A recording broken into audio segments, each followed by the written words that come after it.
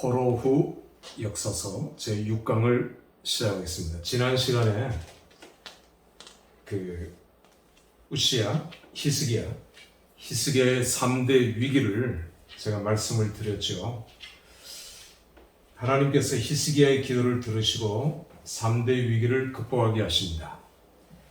이제 여기서부터 강조하는 것은 6월절이에요. 6월절. 6월절을 잘 안 지켜요. 왜냐하면 6월절을 지키는 것이 전 국가적인 행사고 굉장히 중요하거든요. 북이스라엘이 망하고 히스기야는 북이스라엘 백성들까지 초청을 해요. 아수르의 한 도로 전락하죠. 물론 아수르의 영향력이 있지만 그러나 북이스라엘의 주민들까지 초청하면서 6월절을 치릅니다. 어마어마한 재물들을 가져오고요. 이 6월절 행사를 통해서 중요한 건 6월절은 언약 체결식이에요. 언약 체결식. 하나님과 언약을 체결한다는 의미입니다. 그래서 언약 체결식에 들어가는 제의적 절차 요소가 번제와 화목제죠. 번제와 화목제를 드리면서 모든 백성들이 모여 6월절 예배를 하나님 앞에 드리게 되는 것입니다. 그리고 히스기야는 이 아수르에서 물러가죠. 아수르가 공격에서 승리하지 못한 유일한 나라가 유다였습니다. 히스기야였죠. 자, 므낫세, 히스기야가 기도해서 생명 15년 연장받아서 낳은 아들이 므낫세인데 너무 귀여워했던 것 같아요. 그래서 므낫세가 철딱서니 없이 이제 자라났고, 므낫세가 왕이 되면서 이제 아버지가 늙고 므낫세가 어릴 때 왕이 됐죠. 자, 왕이 되어서 므낫세는 정말 악평을 했죠. 므낫세 같은 왕이 없었을 정도입니다. 아들들, 복수예요, 복수, 아들들. 그러니까 최소한 두 명 이상의 아들을 우상의 제물로 흰놈의 골짜기에서 불에 태워서 죽였어요. 몰록, 밀곰, 이 우상을 믿었던 그런 왕이 므낫세. 기가 막히죠. 그리고 성전 안에 이제 하나님이 여호와가 너무 외로우시니까 아버지니까 이제 아스다롯신 여자신도 갖다 놓고 별 희귀한 짓들을, 그러니까 내가 아이디어를 내서 하나님의 대적을 할 수 있는 최상의 아이디어를 냈던 왕이 므낫세예요. 정말 못된 왕입니다. 성전을 훼손하고 성전 안에서 못된 짓들을 벌이고요. 그런 왕이 므낫세예요. 하나님이 이걸 가만 놔두겠습니까? 바벨론으로 포로를 끌고 가죠. 3년. 이 바벨론 포로를 끌고 갈 때 우리가 성경을 보면 쇠꼬챙이로 귀하고 코를 이렇게 엮어가지고 이게 쇠꼬챙이로 고리로 끌고 왔다 했어요. 근데 이게 나중에 남쪽 유다가 멸망할 때의 어떤 경고, 그리고 하나의 타이폴로지죠. 예표죠, 예표. 물론 북이스라엘이 망한 것이 남쪽 유다에게 반면교사가 되어야 될 텐데 남쪽의 왕들은 그걸 무시하고 지 멋대로 하죠. 맨 끝에 왕들. 자, 이런 므낫세가, 근데 역대하에서는, 우리가 지금 보고 있는 역대하에서는 므낫세의 단점보다도 므낫세의 장점을 부각시켜요. 그가 어떻게 회개했느냐? 역대하 7장 14절 말씀대로 회개하면 하나님께서 듣고 고치겠다고 하신 그 약속을 므낫세에게 이루어 주시는 것입니다. 그래서 므낫세가 돌아오고 난 후에 종교개혁을 하고, 종교개혁을 어떻게 하고, 그가 나라를 어떻게 다스리고 하나님 앞에 죽을 때까지 철저하게 회개하는 삶을 살았다라고 하는 것을 보여줘요. 그러니까 므낫세의 장점을 부각시키고 있는 것입니다. 우리는 역대하 전체 맥락을 쭉 이어가면서 살펴보아야 하겠고요. 자, 드디어 요시야입니다. 아까 제가 소개한 대로 다윗 이후에 전무후무한 왕, 가장 위대한 왕. 요시야도 어릴 때에 8살 때 왕이 되었어요. 어렸을 때 왕이 된 요시야, 옆에 대제사장 힐기야, 여선지자 훌다, 이런 선지자들이 요시야의 이 종교개혁을 적극적으로 도와주었고요. 에레미야 선지자도 요시야를 도와주었어요. 이렇게 해서, 근데 앞에 선지자들은 정통 선지자, 에레미야는 비정통 선지자라 했죠. 왜냐하면 에레미야는 사독 계열이 아니고 에스겔이나 이쪽은 다 사독 계열이고 아비아달 계열이라 했죠. 정통 선지자가 아니라는 말입니다. 정통 제사장이 아니에요. 그래서 이제 뒤로 물러난 비주류입니다. 비주류. 여기가 주류고요. 그럼에도 불구하고 에레미야는 당대 가장 위대한 선지자였기에 요시야를 적극적으로 도와서 종교개혁을 일으키고 므낫세가 어지럽혔던 성전을, 물론 므낫세가 나중에 돌이켰지만 성전을 다 청결해요. 그러면서 연복궤 밑에 모세 신명기 친필 신명기를 발견합니다. 이거 어마어마한 거죠. 모세 친필 신명기를 발견했다. 언약책을 발견했다. 율법책을 발견했다. 좁은 의미의 율법책은 신명기죠. 다들 이건 놀라 자빠지는 그런 상황입니다. 종교개혁에도 가속도가 붙고 많은 사람들이 종교개혁에 참여하고 요시야의 왕권은 더 강화되고요. 요시야도 북쪽 이스라엘 백성들을 다 초청해서 유월절을 지켰는데 유월절이 전무후무였어요. 어마어마한 유월절을 지켰습니다. 그래서 요시야는 강력한 나라, 다윗 왕 때 북쪽 아수르도 밀어붙여가지고요, 유프라데까지 회복하고 남쪽 애굽 밑에까지 애굽 바로 앞에까지 회복하고요, 옆에도 동쪽도 요단강 건너편까지. 그래서 다윗 왕국의 그 땅을 회복할 정도 요아스였어요. 대단한 왕이죠. 철저한 믿음의 왕이고요. 그런데 39대 요아스가 참 안타깝죠.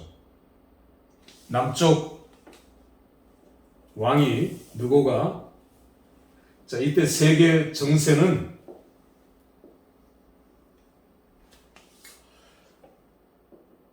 바벨론이 이제 막 일어나고요. 아수르가 쫓겨서 패잔병이 됩니다. 아수르 점점 밀려나고요. 이쪽으로 밀려나죠. 애굽의 왕이 누구가 군사를 대병을 이끌고 바벨론을 미워했어요. 철저히 불구대천에, 이건 바벨론은 원수고요. 그래서 아수르와 힘을 합해서 바벨론을 무너뜨리기 위해서 누구가 군대를 이끌고 올라옵니다. 그때 무기또, 히브리어로는 무기또, 헬라어로는 아마겟돈이죠. 요새예요. 여기는 정말 요새 중에 요새입니다. 여기서 요시야가 딱 막았어요. 못 가. 전투가 일어났죠. 무기또 전투가 벌어진 겁니다. 격렬한 전투. 군사수로는 누구의 군대가 압도적이죠. 그리고 이 애굽의 군대는 당대 세계 최고였어요. 바벨론은 일어났고 아수르는 이제 패퇴하고, 아수르가 세계 최강의 군대를 맞이해서 요시야는 항전을 벌입니다. 그러나 안타깝게도 요시야가 큰 부상을 입죠. 부상을 입고 예루살렘으로 돌아오는 도중에 죽어요. 참 안타깝죠. 이때 나이가 39입니다. 안타깝죠. 자, 누구는 계속 위로 올라갑니다. 올라가서 갈기미스라는 곳에서 전투를 벌여요. 역사의 운명을 바꾸어 놓았던 갈기미스 전투에서 아수르와 힘을 합했던 애굽의 군대는 바벨론에게 무너집니다. 그리고 세계 제1의 군대는 바벨론, 애굽은 2등 국가로 전락해 아수르는 사라지고 역사의 무대에서 완전히 없어집니다. 그런데 이 애굽의 누고가 밑으로 내려오다가 누고는 그래도 이 가나안의 영향력을 여전히 자기가 갖기를 원했어요. 그리고 이걸 바벨론에게 물려주지 않았고, 바벨론은 다른 곳에 영토 확장에 관심이 많았고 여기에 영향력을 발휘하지 못했어요. 그래서 요아하스를 왕으로 세운 겁니다. 호사비 왕. 요아하스, 요야김, 요야긴, 시드기야. 자, 네 명의 왕들. 요아하스가 둘째 아들이고 요시야 둘째 아들을 왕으로 세웠어요. 그 다음에 요야김이 첫째 아들이 두 번째 왕이 됐고요. 그 다음에 요야김의 아들이고 시드기야는 요시야의 막내 아들입니다. 세 번째 아들. 요야스 3개월, 요야김 11년, 요야긴 3개월, 시드기야 11년. 이렇게 외우면 11, 그 사이에 3개월. 3개월 만에 바벨론이 쳐들어와서 여아하스를 죽이고요. 여아하스가 죽고요. 전투에서. 요야긴 왕을 세웁니다. 바벨론에 꼭두가시죠. 그러다가 요야김이 배신해요. 바벨론을 배신하니까 바벨론 다시 쳐들어와서 아들을 죽고 요야김이 죽고 요야긴을 끌고 가면서 시드기야를 왕으로 세우는 겁니다. 자, 요야긴 왕이 요야긴 597년이라 했죠. 요야긴 에스겔 바벨론 포로를 끌려간 포로된 백성들과 함께 신앙생활하고 그 자치정부 바벨론 정부에서는 그걸 허락해요. 물론 인력을 끌고 간 이유는 바벨론 시티를 만들기 위해서예요.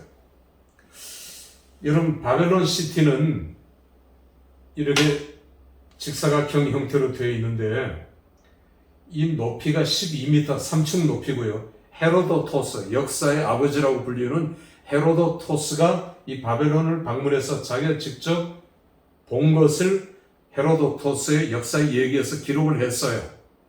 그러니까 3층 높이고요. 성벽 높이는 여기에 마차가 왕복할 수 있도록 서로 비껴가면서 왕복할 수 있는 길이 70km고 28km고 이렇게 이거 어마어마한 계획된 도시죠. 그리고 한가운데는 바벨론 신전이 있고요. 이 바벨론이 신바벨론입니다. 신바벨론 제국. 그러니까 그 방송국에서 KBS인가 방송국에서 이제 특집으로 이걸 만들었어요. 그런데 잘못되었어요. 역사를 그냥 뒤죽박죽 만들어놨어요. 무슨 얘기냐면 고대 바벨론 제국이 있고요. 고대 바벨론 제국을 무너뜨린 나라가 아수르고요. 세계사에서 아수르를 무너뜨린 나라가 바벨론인데 세계사에서 신바벨론입니다. 신바벨론. 바벨론을 무너뜨린 나라가 페르시아고요. 페르시아 때 귀환하지 않습니까? 페르시아를 무너뜨린 나라가 헬라를 무너뜨린 나라 로마 이렇게 되죠. 세계 최강의 대제국들입니다. 그런데 그 방송에서 한 거는 신바벨론과 고대 바벨론을 막 섞어놔 버렸어요. 왔다 갔다 해요. 이게 역사와 성경을 잘 모르고 하는 얘기죠. 고대 바벨론에도 이런 형태는 아니지만 고대 바벨론에도 그 제국의 한가운데 3층 규모의 바벨론의 신전을 두었고요. 신바벨론에서는 더 정교하게, 더 높게, 더 웅장하게 자기들의 신전을 세웠고 제사를 지냈어요. 그러니까 이런 것들을 구분해야 되는데 고대 바벨론과 신바벨론을 구분하지 못해서 제가 유심히 유튜브를 봤거든요. 재방송을 보고 유튜브로도 나와 있어요. 여러분들도 보면서 뭐가 잘못됐는지 한번 살펴보세요. 이런 역사의 고리를 알아야 돼요. 근데 이런 얘기를 할 수 있는 사람은 저밖에 없죠. 교만은 아니고 제가 역사에 관심이 있고 이것도 지금 역사잖아요. 구약의 역사, 신약의 역사. 자, 이제 어디까지 얘기했냐면 요시야를 얘기하고 요시야가 죽고 요야긴이 포로로 끌려가고 그래서 요야긴이 정통 왕입니다. 이 손자가 누구냐면 수르바벨이에요. 수르바벨을 통해서 요야긴 수르바벨을 통해서 메시아 예수 그리스도가 오시죠. 위로는 다윗이고요. 이 왕들이고요. 여호야긴입니다. 이렇게 되어지는 거예요. 그리고 여호야긴은 끌려가고 시드기야를 다시 왕으로 세우죠. 비운의 왕, 마지막 왕 시드기야. 안타깝죠. 에레미야는 이 왕들 25년 약 이제 에레미야는 정말 적극적으로 헌신적으로 때로는 왕들을 경고하며 여호야김에게 제일 핍박을 많이 받았죠. 시드기야 왕은 에레미야를 굉장히 의지했어요. 그래서 그 예루살렘 성 밑에 시드기야 동굴과 붙어있는 에레미야 동굴, 여기는 아는 사람만 가는 뭐 제사장이나 이런 사람들이 아는, 여기는 외부고요. 또 여기는 이제 성 안에서 내려가서 들어갈 수 있는, 여기는 왕만이, 그리고 극소수의 제사장 고관 백작들만 알고 있었던 시드기야 이름을 따서 시드기야 동굴, 운동장만 해요. 운동장, 축구장, 굉장히 큰 동굴이 예루살렘 성 밑에 있어요. 발견됐죠. 그리고 에레미야가 자주 기도했던 이 에레미야 동굴처럼 들어가 봤어요. 여기. 그러니까 시드기야가 나라가 망할 때, 유다 나라가 망할 때 그 막 혼비백산에서 도망가잖아요. 성 안으로 들어오니까. 그럴 때에 제일 중요한 게 뭐겠어요? 언약궤가 제일 중요하죠. 언약궤. 우리가 성전은 여러 번 불탔잖아요. 성막은 여러 번 불타고, 불타지 않은 금속성은 다시 갔다가 기브아에서 솔로몬이 예배드리러 간 그곳에도 광야에서부터 가지고 온 성소가 있었다고 했지만 천막은 아니죠. 그건 이미 불탔죠. 실로에서 불탔죠. 그 실로에서 불탔다는 걸 에레미야서에서 기록하고 있거든요. 그러니까 불타지 않은 금속성의 재료들을 가지고 시간은 또 몇백 년 지나고 하니까 이제 그 천들은 뭐 그만큼 오래 가지는 않겠죠. 또 계속 사용하니까 그렇게 해서 지금까지 왔지만 제일 중요한 건 언약궤잖아요. 언약궤는 제사장들이 들고 갈 수 있잖아요.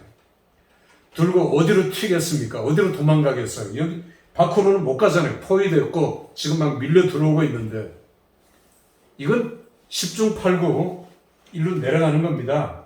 감추려고 동굴 속으로 내려가서 이 동굴 어디에 감췄거나 아니면 이쪽으로 해서 밖으로 빠져나왔을 거라고 봐요. 학자들이 보통.